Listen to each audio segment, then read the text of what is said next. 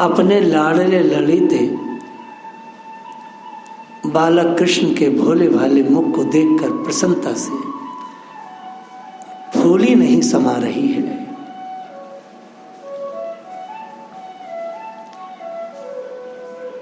कारण दूध की दो दतुलियों को देखकर हर्षित होकर पुत्र प्रेम में इतनी मगन हुई है कि तन मन की सूध बूध भूल गई है। बालक कृष्ण के दो दांत निकले हैं, जिसे दूध के दांत कहते हैं।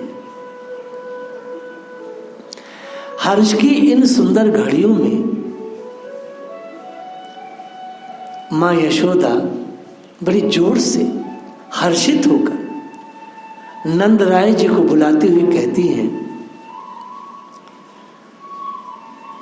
अरे जरा आकर बालक के सुख देने वाले मुख को तो देखो। बालक के सुख देने वाले श्री कृष्ण का जो मुख कमल है, संसार को सुख देता है। परम भगवान के इस मुख कमल को जब कालिया नाग ने देखा, दह में जाके जब भगवान गए थे, तो देख करके पागल हो गया। विचार आया कि इसको मैं डसूंगा नहीं, इसको तो मैं अपने महल में रखूंगा। यह बालक इतना सुंदर, ना ना ना। अगले ही पल विचार आया, यदि मैं इसे डसूंगा नहीं तो मेरा भय खत्म हो जाएगा, लोग मुझे मार देंगे। प्रथम दृष्टिया कोई भगवान को देखता है तो पागल तो हो ही जाता है, हर्षित हो जाता है। ठाकुर जी को कौन मारे भैया।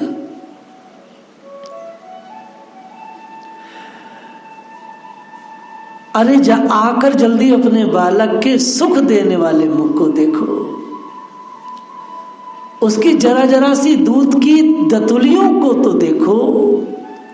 अपने नेत्रों को जल्दी आके नंद राय जी सफल करो। ये आंखों की सफलता जब ही है नंद राय जी, जब इस बालक कृष्ण के इन दतुलियों को देख लोगे।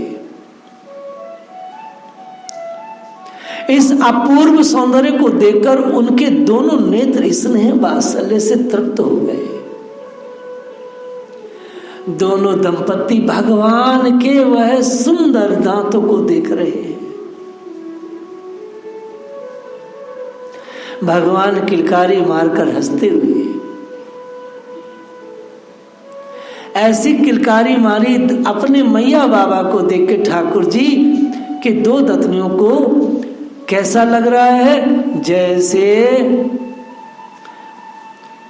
दो दांतों की चमकती हुई दुती।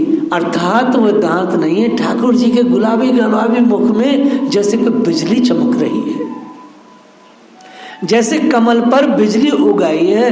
भगवान के मुख कमल पर जैसे दो दांतों के रूप में बिजली उगाई है। सुत मुख देखी जसोदा फूली। अपने सुत के मुख को देखकर मां यशोदा फूली नहीं समाती है।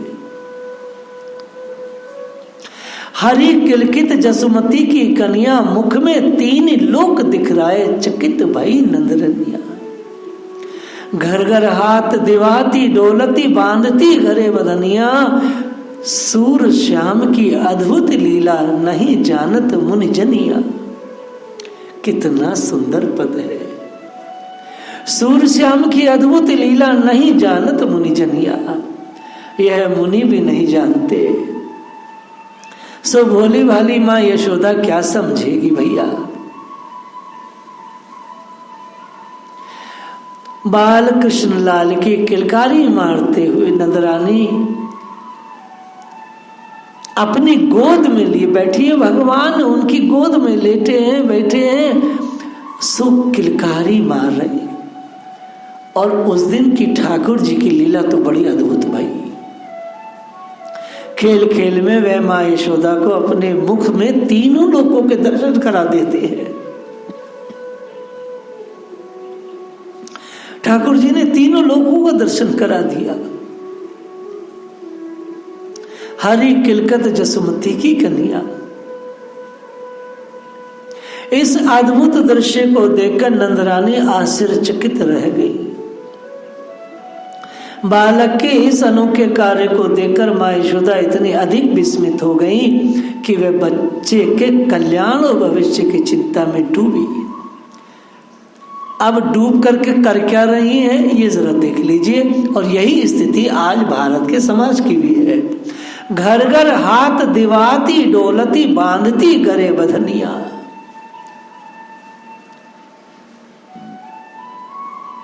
अपने बालक के भविष्य की चिंता करती हुई मैया घर घर ज्योतिषों को हाथ दिखाती डोल रही है।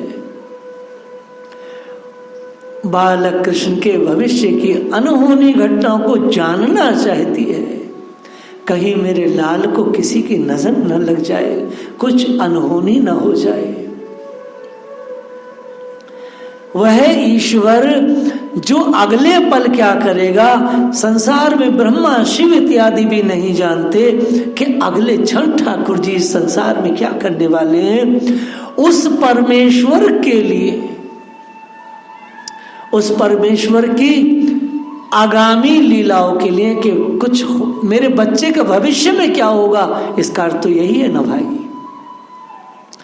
अर्थात भगवान के भविष्य के कार्यकलापों को माँ यशोदा ज्योतिषों से हाथ दिखा करके समझना और पूछना चाहती है, जो अशक्य है और हास्यास्पद भी है।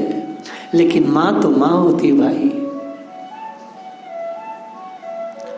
माँ ज्ञान के जरिए नहीं पालती अपने बच्चे को, माँ तो ममता के जरिए अपने बच्चे को पालती है।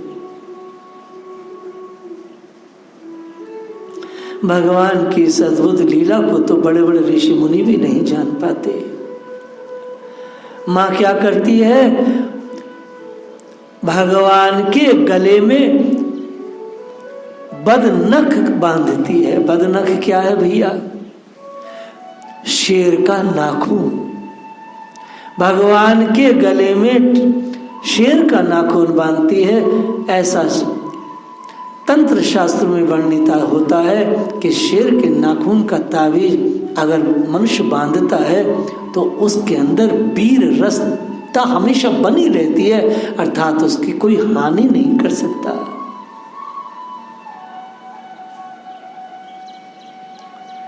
माँ यशोदा प्रेम को बांट रही है। माँ यशोदा अपने प्रेम को नंद जी को बार बार बुला बुला के बांटती है। अरे नंद सुनो, जल्दी सुनो, देखो सुख देने वाले इस बाल कन्हैया का दर्शन कर लो। देखो देखो देखो, प्रेम बांटने से क्या होता है, बढ़ता है और अंत में यही प्रेम ईश्वर तक पहुंचा देता है।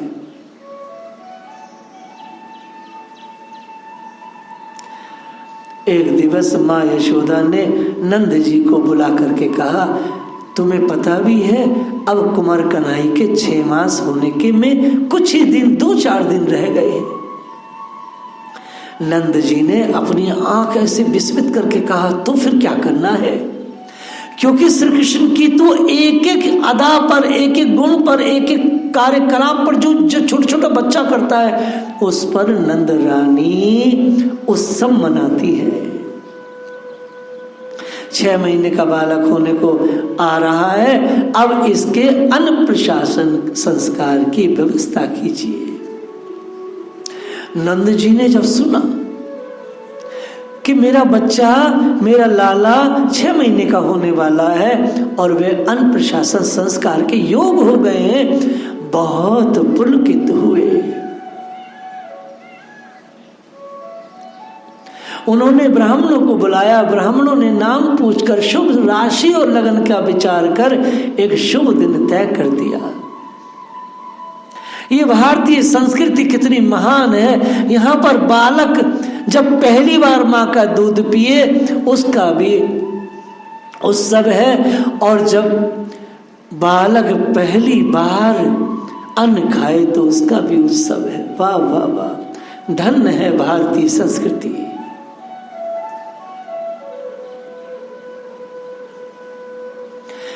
अन्न प्रशासन के शुभ दिन का निर्णय सुनकर माँ यशोदा बहुत प्रसन्न हुई। अपनी सभी सखी सहेलियों को बुलाकर मंगल गान कराया। युवतियां अतिशय उमंग और उत्साह में माँ यशोदा और नंद जी को गीत गाली गा गा कर बधाई दे रही हैं। ब्रज की संस्कृति है, ब्रज में गीत गाली होती है जिसमें कुछ मीठी गालियां होती हैं। श्री कृष्ण के निमित्त किए जा रहे इस उत्सव से ब्रज के घर घर में आनंद का प्रभाव है निकला। सभी ब्रजवासी प्रेम में इतने पुलकित हो रहे हैं कि प्रेम उनके हृदय में समा नहीं रहा है। स्वच्छंद भाव से बाहर आकर उसकी अभिव्यक्ति हो रही है। सभी लोग अपने अपने तरीके से मस्त हैं। वे भगवान श्री कृष्ण जिनका वेद अनेक शाह गान करके भी नेति नेति कहकर गायन करता है, और मुनिगण देवगण जिनका नाम रूप का ध्यान करते हैं, उन्हीं श्री कृष्ण, वही श्री कृष्ण, वही परात्पर ईश्वर, वही ईश्वर, ऐसे ईश्वर को ब्रज विनीताएं प्रत्यक्ष भाव से अपनी गोद में लेकर झकझोर रही हैं, प्यार कर रही हैं, चूम रही हैं, अपनी गोद में खिला रही हैं, अपने स्तन से परमात्मा को भींच रही है। जिस ईश्वर को सुर मुनि स्पर्श नहीं कर सकते, जिसका दर्शन तक नहीं पा सकते, वह केवल झूठी भावना से अपने हृदय में उनको बिठालते हैं। वही साक्षात ईश्वर जिस दिन से जन्मा है, परात्पर ईश्वर जिस दिन रात्रि में उस गोकुल में पधारा है, उस पधारने के समय से लेकर के आज पर्यंत ब्रज वनिताओं को प्रत्यक्ष प्राप्त है। श्री महाभागा गोपियां, ये महाभागा गोपियां इतनी भाग्यशाली हैं कि परात्पर ईश्वर के जन्म से ही उस ईश्वर को उन्होंने प्राप्त कर लिया है। उन्हें कुछ भी अब करना नहीं, कुछ भजन है नहीं, उनका भजन सिर्फ और सिर्फ कृष्ण है। मात्र भगवान अभी एक दिन के हुए हैं, कुछ घंटे अभी गोकुल में आए हुए हैं, और ब्रज विनीताओं को श्री कृष्ण सहज प्राप्त है। कोई संसार में ऋषि मुनि देवता परमात्मा को चूम नहीं सकते। यह ब्रज विनीताएं ऐसी है, ये उस ईश्वर को पहले घंटे से चूमती है, छाती से लगाती है, दुलारती है। ये महाभागा गोपियां, इनके भाग्य की कोई तुलना नहीं संसार में किसी भक्त से। प्रहलाद हो, ध्रुव हो, कोई भी हो संसार में, इन ब्रज विनीताओं से सब नीचे हैं। जिस दिन से ईश्वर जन्मा है, उस दिन से इनकी गोद में खेल रहा है, उनके सामने है। श्री ब्रज विनीताएं उनके सामने हैं और वो ब्रज विनीताओं के सामने है। हम भगवान की बाल लीलाओं का स्मरण कर रहे हैं। जैसे कि मैंने बताया कि मैंने जन्म भर भगवान की बाल लीला गाई, लेकिन यह जो बाल लीला मैं गाऊंगा, ये बिल्कुल अलग तरह से गाऊंगा। भगवान मुझसे गवा रहे हैं, सो मैं गा रहा हूं। लाल हो बारी तेरे मुख पर, कुटिल अलक मोहिनी मन वहसनी, भ्रुकुटी विकट लज्जत नैने पर।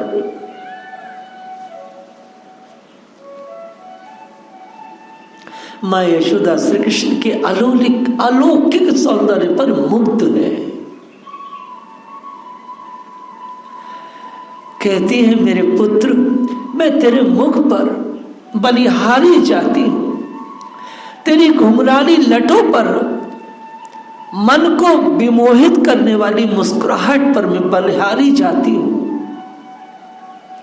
पुत्र तेरे नेत्रों पर बलिहार जाती हूँ, तेरे मुस्कुराने के ढंग पर बलिहारी जाती हूँ।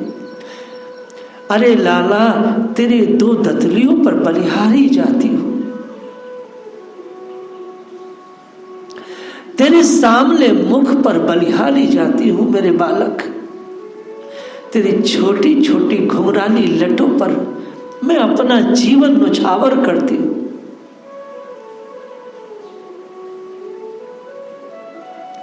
तेरे इस माथे पर बलिहारी जाती हूँ। तेरे दाएं बाएं की घुंघराली लटों पर, तेरी बाजू पर मैं बलिहारी जाती हूँ। भगवान के सपूर्व सौंदर्य पर डगमगाते हुए चलने और लड़खड़ाने और गिरने के सौंदर्य पर मैं न्यौछावर जाती हूँ। मेरा ईश्वर आज 6 महीने का हुआ है, ठाकुर जी थोड़े लड़खड़ाते हैं। माँ यशोदा कहती है तेरे लड़खड़ाने पर, ये जो तू लड़खड़ा रहा है अब गिरा तब गिरा। इस लड़खड़ाने की छवि पर मैं अपने जीवन को बारी जाती हूं। ये जो तेरा सौंदर्य है, ये जो तू अब गिरा तब गिरा। माँ यशोदा उस ईश्वर से कह रही है ये बात जो ईश्वर सारे ब्रह्मांड को पकड़ के रखता है, जो गिरे हुए लोगों को भी उठा दे। ऐसे ऐसे प्रभु के प्रति माँ यशोदा विचार करती है कहीं बच्चा गिर ना जाए। जो गिरे हुए लोग उस ईश्वर का चिंतन करते हो वो गिरने से बच जाते हैं। माँ यशोदा वात्सल्य भाव में भगवान कहीं गिर ना जाए, उस लड़खड़ाती हुई छवि को सोचती है मेरा बालक गिर ना जाए, तो माँ पकड़ लेती है हाथ कृष्ण का। उस ईश्वर का हाथ पकड़ लिए गिरने से बचाने के लिए, जिसको देखने मात्र से गिरे हुए लोग उठ जाएं, या जिसको वो आंख दे दे। ब्रह्मांड को, बड़े बड़े ब्रह्मांड को ठाकुर अपनी सत्य संकल्प भावना से पकड़े रहता है।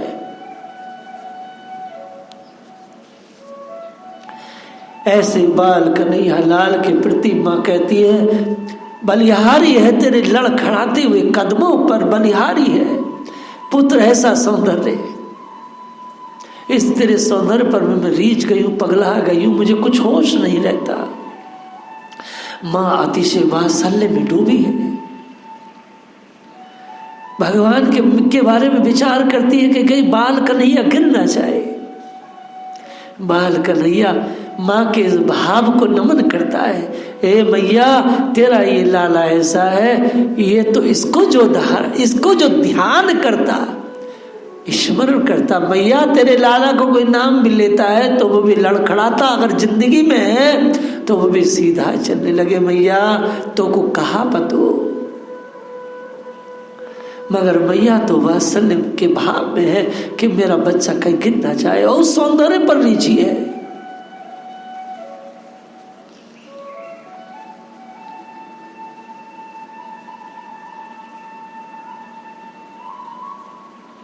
सूर्य जी कहते हैं मां यशोदा ने तो इतना कुछ अपना जीवन न्यौछावर कर दिया, पर मुझ अंधे सूर पर तो ऐसा कुछ भी नहीं है जो प्रभु के सौंदर्य पर मैं न्यौछावर कर सकूं। सो प्रभु अपने राम तो बस आपकी कीर्ति ही गा सकते हैं, आपकी कृपा से। भगवान की वर्षगांठ के पावन उमंग भरे महोत्सव पर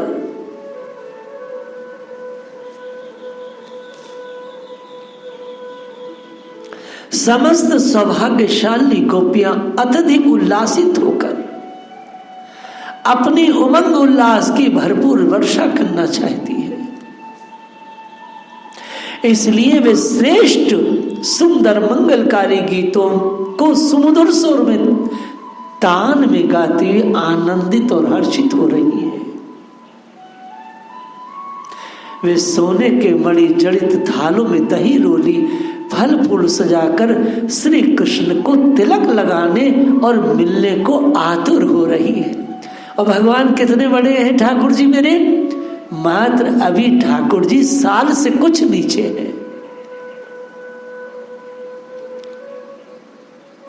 वो तरस रही हैं जिस किसी प्रकार कृष्ण के समीप पहुंचकर उनके दर्शन करें। विचार करो, हर पल श्री गोपियां श्री कृष्ण के आसपास रहती हैं, घर गई हैं, सजा कर थाल लाई हैं, तो घर से नंद भवन तक का रास्ते में वो क्या कर रही हैं? सूर्य जी कह रहे हैं वो तरस रही है। क्या तरस रही है? उनको छूने के लिए, उनका तिलक करने के लिए, उनका दर्शन करने के लिए, और रास्ते भर मंगल कामनाएं कर रही हैं। भगवान की वर्षगांठ की व्यवस्था हो रही है, भगवान की सालगिरह मनाने का योजना चल रही है। समस्त गोपियां अपने अन्य सभी प्रभु की इस अवतार की छवि पर तृण तोड़ती हैं, अर्थात तृण तोड़ने हुए कामना करती हैं श्री कृष्ण को किसी की नजर न लगे।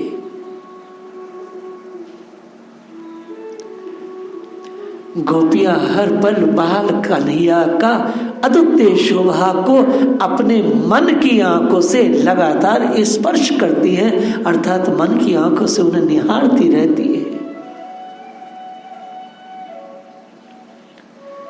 हम भगवान के बाल चरित्र को सुन रहे हैं। भगवान के बाल चरित्र को सुनने से भक्ति हृदय में अपडेट होती है, नवीन बनी रहती है, नूतन बनी रहती है। बाकी की लीला को हम लोग कल गाएंगे। जय श्री राधे।